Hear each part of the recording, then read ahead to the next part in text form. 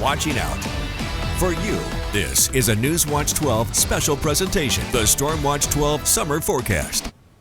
Well, before the break, we asked what's the hottest temperature on record for Klamath Falls. The answer is D, 104 degrees. The mercury hit 104 degrees in Klamath Falls back on August 7th, 1972. El Nino is forecast to slip away as we approach summer.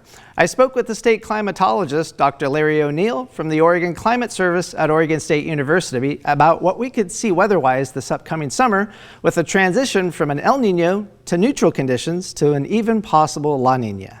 We are definitely projected to at least go to neutral conditions, and then there's a 60% chance that we'll go into like a weak to a moderate La Nina. So I went back and looked through some of the historical data, and it turns out it's really a mixed bag when you go into the transition during the summer. The only year that, this would be similar to summer of 2016 probably. And that summer, it was relatively cool, but very dry.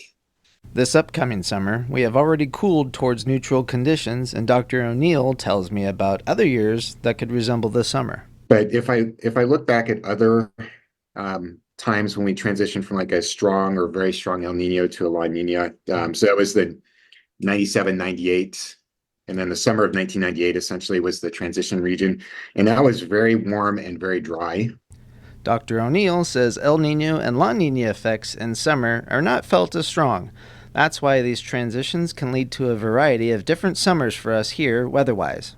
You go back to like the summer of 1995, we had kind of a similar transition, and it was a little bit cool, relatively cool and wetter than normal. So it was really kind of a mixed bag.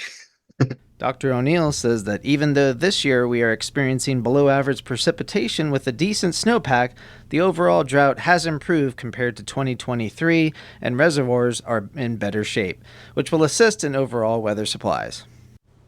Mount Ashland will once again be the place to be this summer. The lodge will be open from 11 a.m. to 5 p.m. each Friday, Saturday, and Sunday through the summer starting June 14th.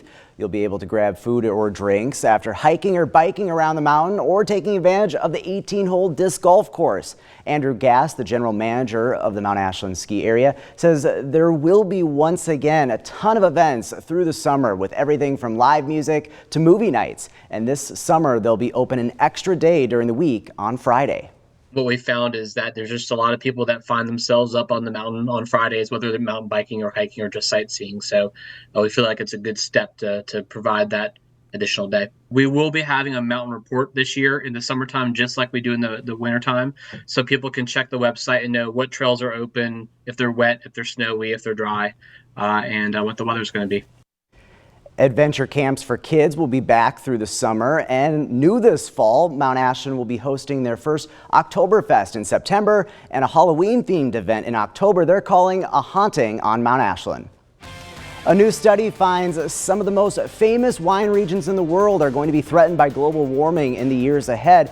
But what about wineries in Southern Oregon? I'll let you know what winemakers and climatologists think for here in the Valley. And coming up a little later, will heat waves or thunderstorms be favored this summer? I'll have your summer forecast in just a bit. But first, let's take a look at some of the stunning viewer photos we've received over the past winter and spring. You can always share your weather photos with us on Facebook or email them to weather@ktrv.com.